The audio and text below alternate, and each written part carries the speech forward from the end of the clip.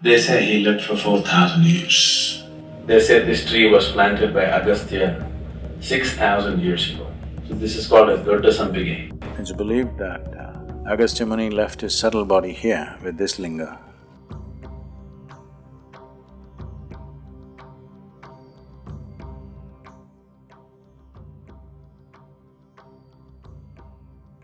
The first transmission of yoga happened on the banks of Kanti Sarovar, about 6 to 7 kilometers beyond Kedarnath. It's called Kanti Sarovar. Kanti Sarovar means a lake of grace.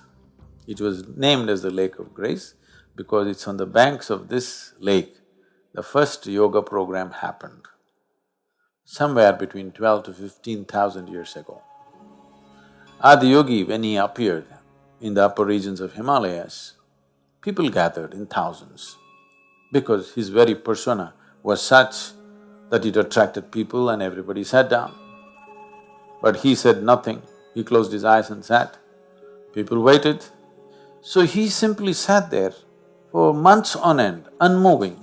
They realized that if someone has to sit like this, he must be beyond his physical nature, otherwise he cannot sit like this. Only 7 people identified this and they stayed back. These 7 people today are referred to as the Sapta Rishis or the 7 celestial sages in India. He gave them a few preparatory steps and said, you prepare, let's see. One day when his attention fell upon them and he noticed they have become like shining receptacles. For one who knows, when he sees such a shining receptacle, he can't keep quiet. He saw these people are really ready and then he sat down on the banks of Kanti Sarovar and started expounding the science of yoga. To assimilate this science, to assimilate this knowing and to integrate that into the human form, they went into long periods of hibernation. The most prominent of them, one who is very, very significant for us, the one who chose to travel south, Agastya, or one who is known as Agastya Muni, went into his sadhana in a subterranean space. The legends say that he stayed there in the subterranean space in a mode of hibernation for thousands of years. And then when he came out of it, having completely integrated the knowledge as a part of himself and his system, not as a intellectual property, but as a reverberating process of his own human system, he decided to fulfill his mission of going south. And of all the 7, he became the most prominent because of the vigor with which he spread this across the southern part of the subcontinent. He set up probably over, from what I have heard of, over 700 ashrams in the country. Many small places, that's not counted, proper ashrams where sadhana went on and he established some kind of a guru in the place and so that sadhana could go on. Over 700 ashrams he established around the country to make spirituality a part of everyday life. The depth of understanding and how he went about his work, with the energy and the wisdom with which he handled everything is quite superhuman in many ways. In many ways, Agastya is, you can say, you can call him the father of South Indian mysticism. Yoga came in a particular format to South India, to Agastya. They say he lived for 4,000 years. I don't know whether he lived for 4,000 years, but definitely he lived much longer than what normal human beings live if you look at the volume of activity he performed in his life. It doesn't look like he died in 100 years' time. At least 400 years he must have lived, because the volume of activity he has performed is not possible within a certain limitation of time.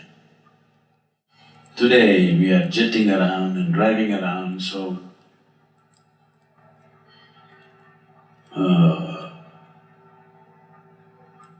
we are able to do so many more things in a short span of time.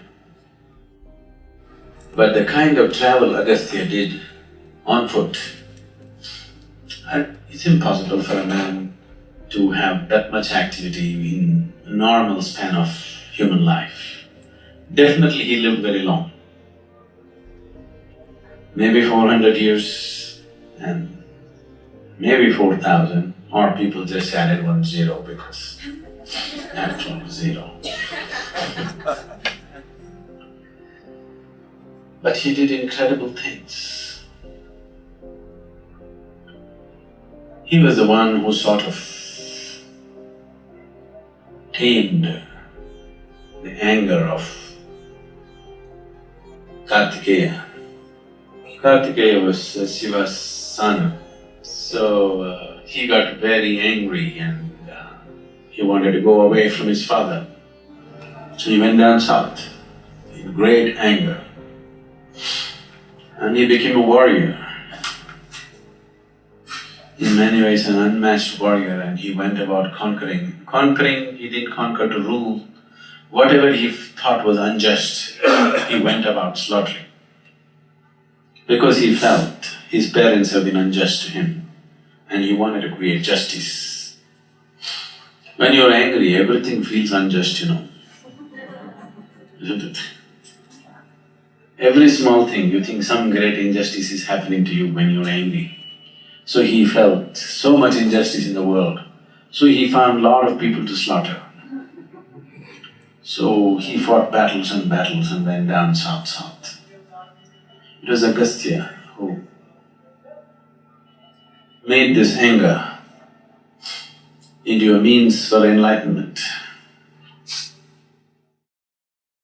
And finally he found his rest in Subramanya. So for the last time he washed his sword at Subramanya, settled down there for some time and then moved up Kumar Parvat, where he attained Mahasamadhi in a standing posture.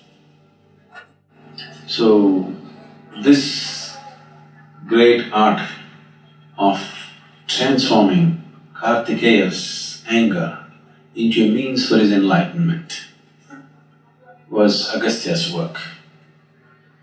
And all the siddhas of South India, they are very much in the tradition of Agastya. In a way, everything that I do is just a small extension to Agastya's work. He built a colossus of a place, we are just adding one extra room to it.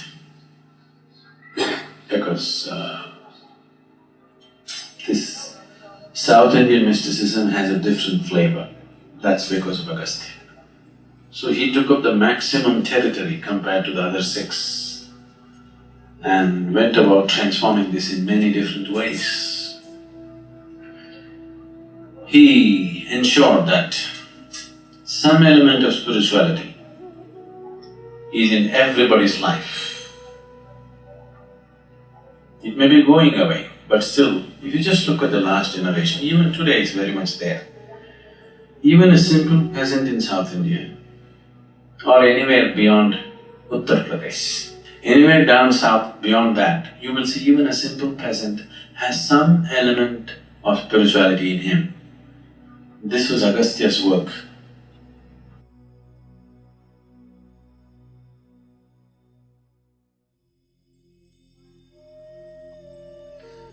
This is an area where Agastya Muni walked.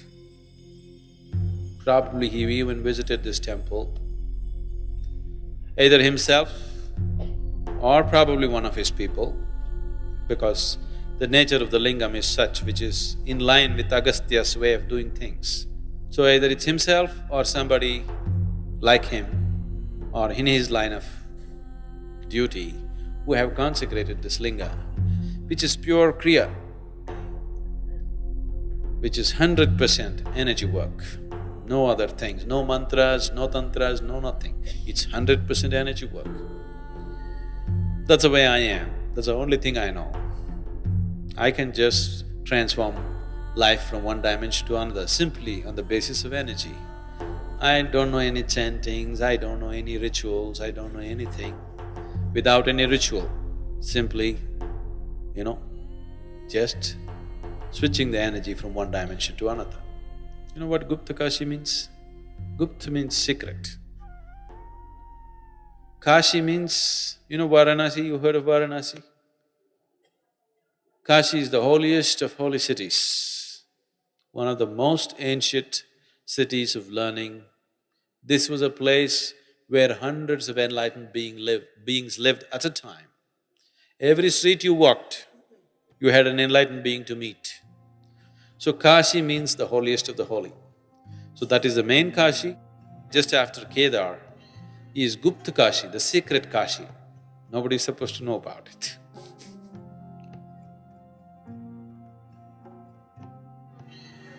There are a whole lot of stories like this about Agastya's journey down south. When he was going down south, he met Vindhyachal. Vindhyas is another mountain range in India, a much older mountain range than Himalayas. Himalayas is a geologically very young mountain. So Vindhyachal is a much older mountain, among the oldest in the world. So among the mountains,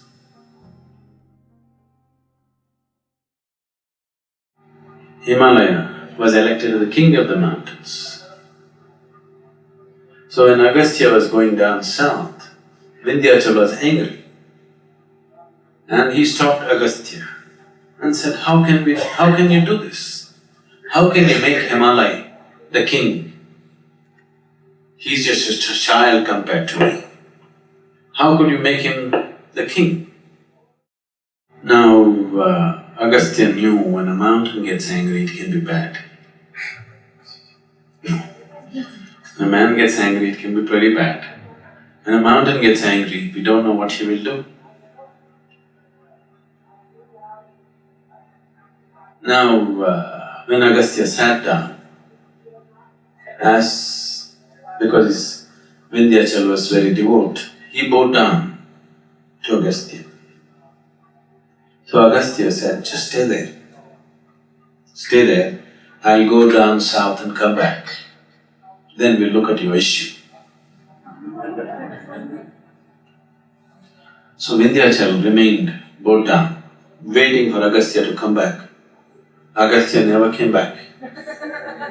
Next time when he came north, he went the other way, through Jagannath Puri, just to avoid Vindhyachal, so that he remains subdued, that he doesn't erupt as a volcano or something.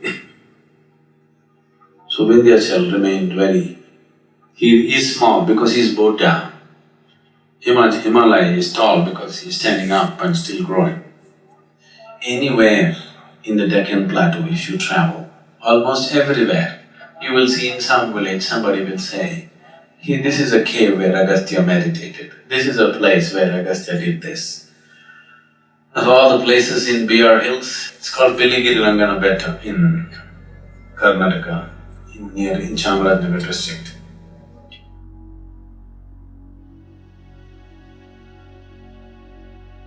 So in BR Hills, there is a place where there is a… what's the sampangi tree? What's it called in English? Sampangi? Champa, is it? Champa. Okay, it's a very fragrant flower. This tree, they say, was planted by Agastya Muni. It's definitely incredibly old, this tree is. It's become all knotted up and it looks much older than any tree of its kind. They said this tree was planted by Agastya 6,000 years ago. So this is called as Dodda Sampige, because Dodda Sampige means big Sampige. It's so large. And Agastya planted this tree and he stayed there for some time.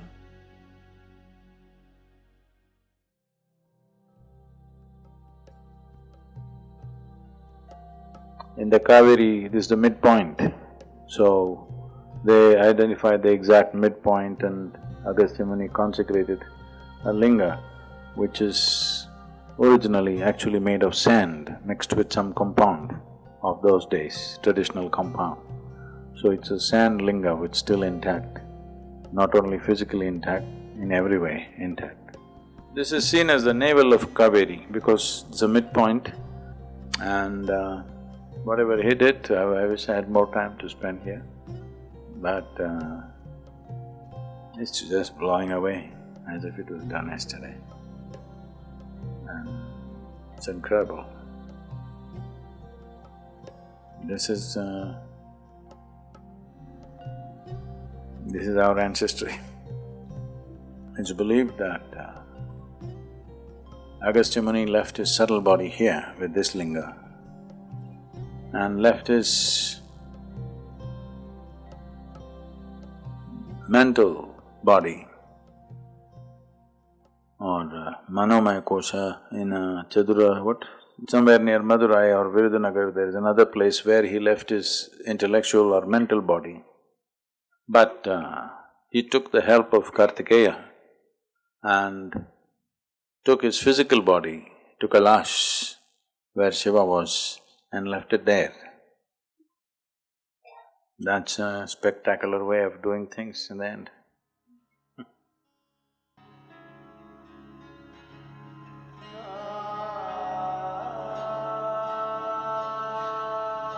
Kailash is like a tremendous spiritual library for me.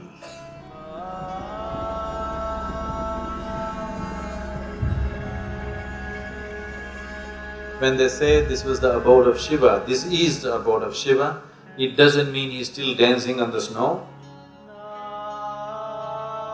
It means that everything that he was is invested in that place. Not just him, everybody else who came. For me, the most significant thing was Agastya Muni. We know invested his energies in Kailash. So, Agastya invested everything that he was in the southern face of Kailash. That's incredible. This incredible means incredible. In terms of natural beauty, there are no words for it. But in terms of its power and energy, it's absolutely incredible.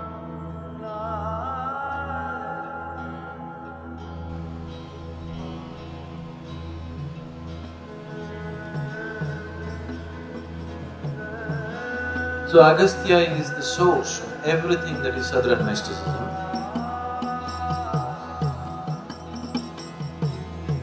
He is the very source of everything that I am. You can say, I'm just a fingernail of his, scratching your life right now.